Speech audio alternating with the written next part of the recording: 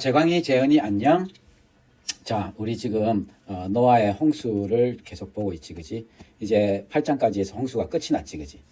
홍수가 끝이 나서 이제 새로운 세상이 시작돼야 하는데, 사실 홍수의 결과는 정말 참혹했지. 홍수 때의 인구는 거의 지금의 인구와 유사하든지 더 많을 수도 있다 그랬지. 그러니까 어마어마한 인구가 살고 있었다. 어마어마한 사람들이 지구상에 살고 있었다. 근데 그들이 정말 하나님 말씀대로면 정말 폭력이 가득하고 폭력이 가득하고 정말 사람들은 악했다. 그러니까 정말 세상이 얼마나 살기 어려운, 지금도 왜 우리나라 말고는 사실은 거의 대부분의 나라가 밤에 나가는 거는 정말 위험하지, 그지? 정말 두려운 그런. 낮에도 그렇다고 생각해봐. 완전히 세상이 그냥 여자는 뭐 혼자 나가지도 못하고 막 그런 세상이었는데 그 세상들이 이제 다 끝난 거야. 하나님이 그 인간들의 모든 죄들을 다 홍수로 다 쓸어버리셨다는 거지. 딱 8명 빼고 딱 8명. 한자에 보면 참 재밌는 게 있는데 배라는 그 한자가 어떻게 쓰는지 알지? 이렇게 하고 이 돛담배하고 배를 의미한 요거 하고 이건 8, 8이잖아, 그지? 입구자. 8, 8은 너무 당연하고 8이고 입구자는 우리 사람을 뜻하는 그런 단어지, 그지? 이 배라는 배 선자 자체에 참 재밌게 8명의 사람, 8명의 사람이 이 배 선자에 들어있어. 참 웃기지 않아? 그지? 배 선자에 어떻게 8명의 사람이 들어있을까? 이 한자에 보면 이 창세기에 얽혀 있는 이 얘기들이 있어. 그래서 한자의 기원을 이 홍수를 경험하고 했던 성경의 이야기들을 잘 아는 사람들이 한자를 시작했을 것이다. 이렇게 믿는 사람들도 있어. 근데 이거는 진짜 이 배선자가 8명의 사람이 들어가는, 이거 정말 신기하지 않아? 그지? 자, 하나님이 노아와 그 아들들에게 복을 주시면서 생육하고 번성하고 땅에 충만해라. 제일 처음에 주셨던 그 명령을 다시 주시지. 복을 주시면서, 그지? 정말 사람은 하나님의 복을 받아야만 살 수 있는 존재지. 생각해봐봐. 하나님이 이 공기를 주지 않으셨다면, 공기에 산소가 지금 21%가 있는데, 만일에 산소가 18%가 된다면 이게 인간은 살 수 없어. 다 죽어버려. 우리가 의학을 공부해보면 딱 산소가 21%일 때 우리 대기압의 760mm라고 그러잖아, 그지? 요거의 21%가 딱 산소의 분압이 되고, 이 분압 차이에 의해서 대기에서 우리가 숨을 쉬면 이렇게 들어가게 되고, 막 체표, 우리 피부, 우리 몸 안에 있는 말단까지 이제 산소가 들어가게 되는데, 이 농도가 더 낮으면 이렇게 들어가지를 못해. 그래서 우리는 조직들이 괴사하고 말 거야. 이런 미묘하게 어떻게 꼭 21%, 근데 이보다 더 높잖아. 그러면 대기가 억수로 불안정해져. 쉽게 폭발할 수 있어. 그 모든 것들을 이렇고, 또 태양계를 돌고 있는 이 행성들, 안치도 오차 없이 그 궤도를 따라서 반드시 그 도는, 그게 정말 조금이라도 틀어진다면 이 궤도 안에 있는 모든 것들이 서로 엉망진창이 될 수 있겠지. 이 모든 하나님의 피조 세계는 정말 어마어마하게 정밀하게 이렇게 조율되어 있어. 사람이 살기에 딱 맞게 되어 있는 거지. 그래서 우리 모든 인간은 하나님 없으면 존재할 수 없는 사실은 존재인 거야. 하나님이 계시기 때문에 존재가 가능한 존재들. 그런데도 우리 인간은 하나님 없이 살아볼래? 이러면서 하나님 안 믿고 이렇게 하지만, 사실은 진짜 존재하는 모든 것들, 대기 중에 수증기, 물, 모든 존재하는 모든 것들, 하나님이 창조 때부터 만들어 놓으셨던 이 금속들, 미금속들, 이런 것들 없으면 우리는 살 수가 없는 거지. 그래서 하나님이 사실 다 복을 주신 거야. 땅에 기는 모든 짐승, 공중의 모든 새, 땅에 기는 모든 것, 모든 물고기가 너희를 두려워할 것이다. 그러니까 모든 존재하는 동물들이 인간들을 두려워하고 무서워할 것이다 라고 말하는 거지. 이것들은 너희 손에 붙였다. 모든 산 동물은 너희 먹을 것이 될 것이다. 채소같이 내가 이것을 너희에게 주노라. 하나님은 제일 처음에 채소만, 식물만 먹이러 주셨거든. 식물과 과일들. 그런데 이제 홍수가 끝나고 식물들이 살고 있는 먹을 만한 식물들이 지금 아무것도 없잖아. 그래서 동물을 육식이 이제 허용되는 거야. 육식은 이때 비로소 허용된 거야. 가인과 아벨 얘기할 때 내가 얘기했지, 그지? 아벨은 양 치는 자고 가인은 농사 짓는 자라고. 아벨은 양을 치긴 양을 치는데 이 당시에는 육식이라는 개념 자체가 없었어. 사람은 육식을 한다는 생각조차 없었어. 지금도 그런 민족들이 있다. 그런 족속들이 육식을 전혀 하지 않는. 그들은 육식을 한다는 개념이 없기 때문에 당연히 고기를 먹는 생각을 안 하는데, 어쨌든 이 당시에는 양을 키워봐야 고기를 안 먹고 그 양 털만 쓰기 때문에 털만 깎고 나면 양은 아무 쓸모가 없는 거야. 근데 내가 얘기했지. 이 양털로 옷을 만들어 봐야 몇 벌 가지고 있겠니? 이거 한 벌 있으면은 뭐 오래 입잖아, 그치? 쓸모가 없다고. 근데 양식은 먹고 살아야 되잖아. 가인의 제사는 정말 비싼 제물로 제사를 드린 거고, 아벨이 양으로 제사를 드린 거는 쓸데없는 흐른 걸로 제사를 드린 것이. 근데 하나님이 욕을 받으셨다고, 아벨의 거를. 그러나 고기는 그 생명되는 피째는 먹지 말아라. 내가 반드시 너희 생명의 피를 찾을 거다. 짐승이면 짐승에, 사람이면 사람에게서 생명을 찾으리다. 다른 사람의 피를 흘리면 그 사람의 피도 흘릴 것이니 이는 하나님이 자기 형상대로 사람을 지으셨습니다. 인간은 죄인이지, 그지? 죄인으로 다 쓸어버림을 당했어. 그럼에도 불구하고 하나님은 지금 여전히 하나님이 그 사람들이 하나님의 형상대로 만들어진 것을 완전히 잃어버리지는 않았다고 말씀하시는 거예요. 그래서 사람을 죽이면 그 피를 흘리면 그 피를 그 사람도 흘리게 될 것이다 라고 지금 말하고 있는 거야. 그래서 인간은 죄인이고 여전히 이 죄를 많이 짓지만 하나님은 하나님의 형상이 완전히 이렇게 망가뜨려진 것은 아니다. 그 하나님의 형상을 지금 잊어버리고 있는 것이다. 너희는 생육하고 번성하고 땅에 가득하고 그 중에 번성해라. 이렇게 노아와 함께한 아들들에게 내가 내 언약을 너희와 너희 후손과 함께한 모든 생물, 가축과 생물들과 함께 세울 건데 방주에서 나온 모든 짐승에게 언약을 세울 거다. 다시는 모든 생물을 홍수로 멸하지 않을 거다. 딸을 멸할 홍수가 다시 있지 않을 것이다. 그러니까 전 지구적인 홍수는 없을 것이다 얘기하신 거지. 근데 요즘도 비가 너무 많이 왔어서 국소적인 그런 홍수 때문에 사람들이 많이 죽기는 하지, 그지? 자, 하나님이 이르시되 내가 나와 너희와 함께하는 모든 생물 사이에 대대로 세우는 언약의 증거가 이것인데 내가 내 무지개를 구름 속에 두었다. 이것이 나와 너희 사이의 언약의 증거다. 하나님의 무지개라고 표현하지, 그지? 무지개를 구름 속에 두었다. 내가 구름으로 땅을 덮을 때 무지개가 구름 속에 나타나면 내가 나와 너희와 육체가진 모든 생물 사이에 내 언약을 기억하리라. 다시는 물이 모든 육체를 멸하는 홍수가 되지 않을 것이다. 무지개가 구름 사이에 있을 거니 내가 보고 나 하나님과 모든 육체를 가진 땅의 모든 생물 사이에 영원한 언약을 기억할 것이다. 이렇게 말씀하고 있지. 그래서 이 무지개가 내 무지개라고 하나님 표현하시는데, 이 에스겔서를 보면 에스겔이라는 선지자가 하나님을 만나는 하나님을 만나는 장면이 묘사되고 있는데, 특히 에스겔서 1장에 에스겔서 1장을 읽어보면 아주 이해하기가 어려워. 지금 에스겔이 하나님을 만나는 그 장면인데, 에스겔이 하나님을 만난 거를 뭔가 우리에게 알아먹도록 묘사하려고 애를 많이 쓰는데 우리는 전혀 이해가 안 되는 그런 식으로 지금 묘사를 하고 있어. 마치 그런 거지. 이 노아 시대에 미안하다. 너무 졸렬하게 그렸네. 자, 비행기가 이렇게 있어. 여객기가 있는데 여기 이제 사람들이 공항에 여객기가 있고 사람들이 이제 공항에서 이 여객기에 막 타는 거지. 이거를 노아가 예를 들어서 봤어. 노아가 보고는 정말 상상할 수 없는 어떤 이런 일이 있지 하면서 그걸 설명을 하려고 하는 거야.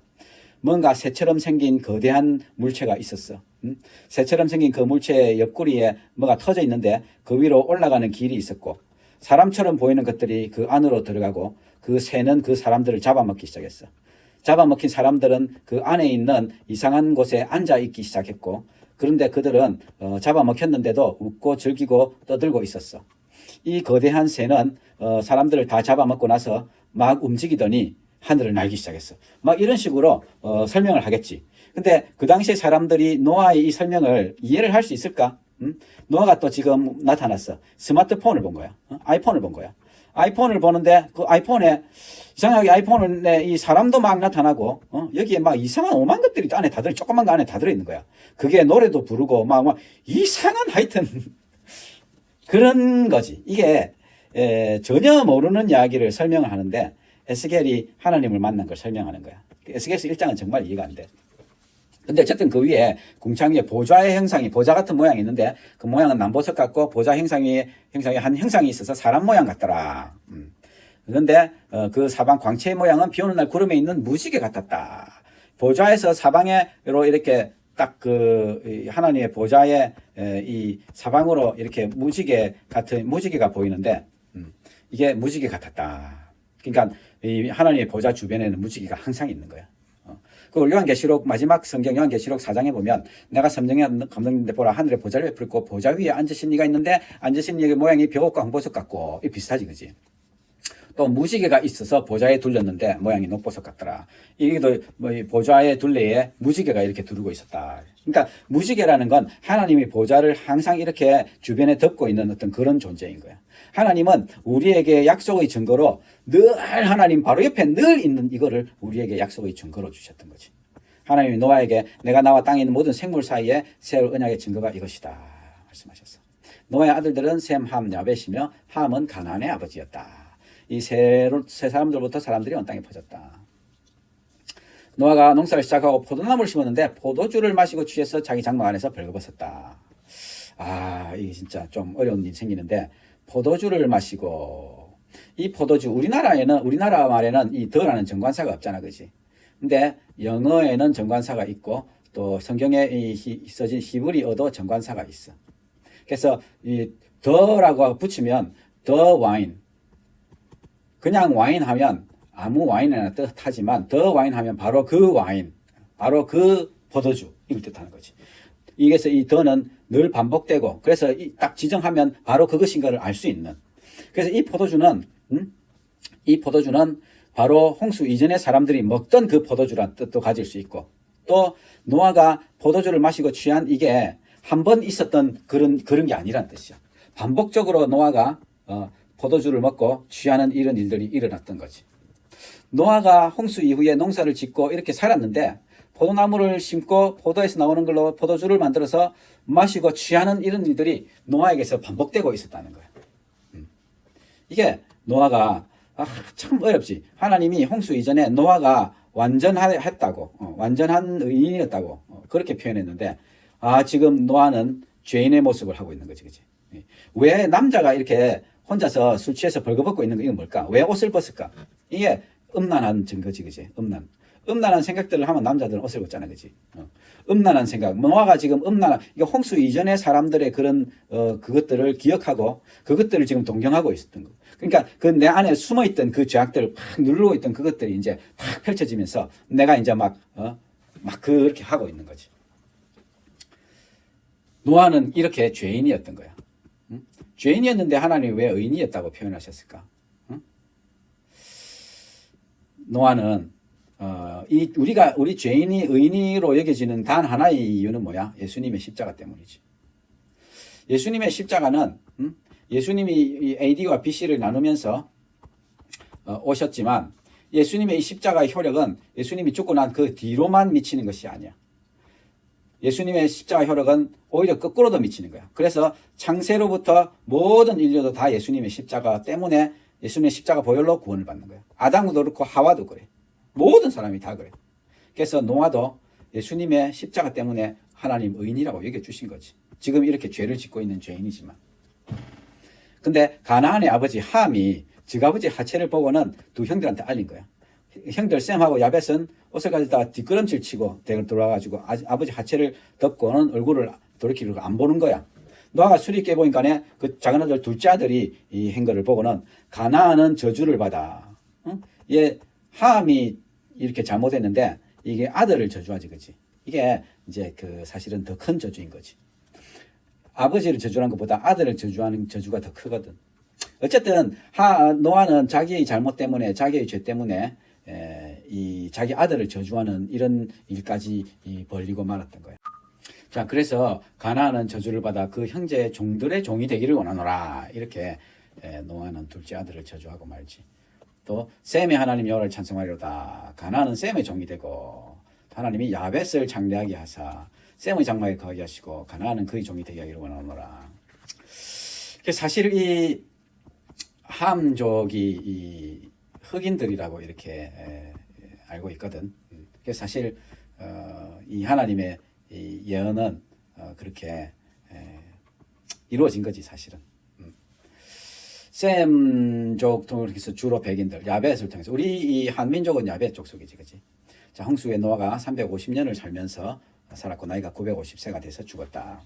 지금 이제 이 세 아들 통해서 이제 땅에 사람들이 퍼진 거에 대해서 조금 공부를 해볼 건데, 이 멜라닌 색소 때문에 이 백인이 되고 흑인이 되거든. 요거 이제 열성 유전자, 이거는 우성 유전자. 그러니까 흑인이 우성인 거야. 백인이 열성이고. 그러니까 흑백이 결혼하면 흑인이 나오게 되는 거지. 그래서 이 흑인과 백인이 이렇게 결혼을 했다. 치면 이 유전자는 다 이렇게 지금 이거는 이제 물라토 브라운이라는 건데 이거 말고 자, 이렇게 예를 들면 흑인과 흑인이 결혼하면 모두 다 흑인이 되는 거지. 백인과 백인이 결혼하면 당연히 또 모두 백인이 되고. 자, 그런데 이제 황인종과 황인종이 결혼을 했어. 황인종은 열성과 우성이 이렇게 반반 섞여 있는 거지. 이렇게 하면 또 황인종밖에 안 나와. 이게 유전의 법칙이야. 그러니까 백인끼리는 결혼하면 백인만 나오고, 흑인끼리는 결혼하면 흑인만 나오고, 황인종끼리 결혼하면 황인종만 나오고. 그래서 지금처럼 이렇게 다양한 색깔이 나올 수 없는데, 아까 완전 백인, 완전 흑인 그 둘이 결혼해서 나오는 게 뭐냐면 이 황인종이긴 한데 열성과 우성이 섞여 있는 이 유전자를 가진 이 사람들을 그 물라토 브라운이라 부르거든. 그래서 이 물라토 브라운끼리 결혼하면 어떤 일이 생기냐면 아까 말한 것처럼 이 물라토 브라운들끼리만 결혼하면 완전히 까만 흑인부터 더 까만 흑인, 그냥 조금 그런 황인종, 약간 옅은 황인종, 백인까지. 이게 전부 다 태어날 수 있는 거야. 이 물라토 브라운이라는 이 유전자 조합을 가진 사람들. 그래서 우리는 알 수 있지. 이 아담 하와는 이 물라토 브라운의 유전자를 가졌을 것이다. 그러니까 황인종이다 이렇게 생각할 수 있는 거지. 이 황인종, 물라토 브라운 황인종끼리 결혼하면 이렇게 다양한 색깔들이 서로 막 태어나는 거야. 자, 그래서 이제 보면 노아 아들들의 족보가 있는데 셈함 야벳에게서 이제 이렇게 쭉 그 아들들의 이름이 이렇게 나왔다. 주로 바닷가 땅에 머물렀다. 함의 아들은 구스와 미스라임. 구스는 지금이 어디냐면 어디고 여기 나일강의 상부에 이 구스 땅 이기를 뭐 어디라 하노? 이집트 밑에 갑자기 생각난다. 미스라임은 이집트야. 이집트. 가나안은 가나안 땅이지, 그렇지? 그러니까 그 아프리카 반도로 이렇게 넘어간 걸 알 수 있지. 그리고 또 이 야벳 함 자손이 특히 이제 구스가 니므롯을 낳았는데 첫 용사라. 여호와 앞에서 용감한 사냥꾼이다. 속담에도 그가 여호와 앞에 니므롯같이 용감한 사냥꾼이다. 이런 속담이 있을 정도로 니므롯은 아주 힘세고 용감하게 막 사람들을 막 쳐 죽이고 하여튼 뭐 그랬던 것 같아. 그리고 이 함의 자손 중에서 이제 시날, 바벨탑, 그지? 시날 땅 메소포타미아거든. 아까도 메소포타미아고, 아수르, 니느웨 다 메소포타미아 쪽이지. 이게 함의 자손들은 지금 그 아프리카 반도, 아프리카 대륙하고 이 진짜 알짜배기 땅인 이 메소포타미아 반도를 다 차지했던 거야. 가나안은 이 헷, 여부스, 아모리, 기르가스, 히비, 알가신 이 전부 다 가나안 족속. 가나안 족속. 여기 이렇게 있었다는 거고. 이들은 이제 소돔, 고모라, 아드마, 스보임까지 다 경계했다. 그러니까 가나안이 이 아프리카하고 요 팔레스타인 땅하고 메소포타미아를 다 먹었던 거지. 예. 셈은 에벨 온 자손. 에벨은 히브리 민족이란 뜻이거든. 히브리. 또 이서 엘람, 아수르, 알박살, 룻, 아람 뭐 이렇게 쭉. 그리고 셀라, 에벨은 벨렉을 낳았는데 벨렉 때 세상이 나누었다. 이렇게 이제 표현하는데 세상이 나누었다. 이게 뭐냐면 다음 장에 읽을 바벨탑 때문에 언어가 막 나눠지고 사람이 막 이렇게 나눠지게 됐잖아. 지금 그 얘기를 하는 거야. 이게 벨렉 때에 세상이 그렇게 됐다. 벨렉 이러면 욕단이고 막 그다음에 이랬다. 이렇게 해서 홍수 뒤에 그다음에 백성들이 나누었다. 이렇게 이제 그래서 주로 이거는 함 족속들. 그리고 이거는 야벳 족속들. 초록색은 셈족. 그렇지만 셈 족속들은 주로 해안가에 줄이 있었지만 나중에 이제 이동해서 이 유럽 쪽으로 가게 돼서 백인들이 되고 야벳은 이쪽으로 이동하게 되고 함은 이렇게 가게 되고 그래 다음에는 요로 나와서 이렇게 서로 이래 돼야 되는데 그렇게 나오지 않으면서 여기에서만 살게 되니까 서로 유전자들끼리 이제 이렇게 돼서 주로 여기는 이제 흑인들만 여기는 백인들만, 여기는 황인족만 이렇게 이제 주로 그렇게 돼 버리는 거지. 지리적으로 그렇게 분리돼서 서로 섞이지 못했기 때문에. 근데 왜냐면 뭐 중간에 좀 섞이는 지역에서는 섞인 그런 유전자 형태 때문에 그런 색깔들이 나오기도 하고 그렇겠지. 자, 오늘 여기까지 홍수 그리고 홍수 이후에 세 아들로부터 흩어진 얘기들 그리고 홍수 이후에 노아의 그런 죄악된 모습 그 때문에 함의 자손 가나안이 이 저주를 받는 그런 얘기들 그게 어떻게 현대까지 이루어오게 됐는지 어떻게 또 유전학적으로 인류의 색깔들이 나눠지게 됐는지 그런 얘기를 했지. 성경은 허무맹랑한 이야기가 절대 아니야. 대단히 과학적이고 사실인 책인 거지. 우리가 공부를 안 하고 쓸데없이 무조건 그 학교에서 배운 것들로 잘못 배워서 그렇지 성경은 정말 진리고 진실인 거야. 정황이 저언이 오직 주님을 믿자.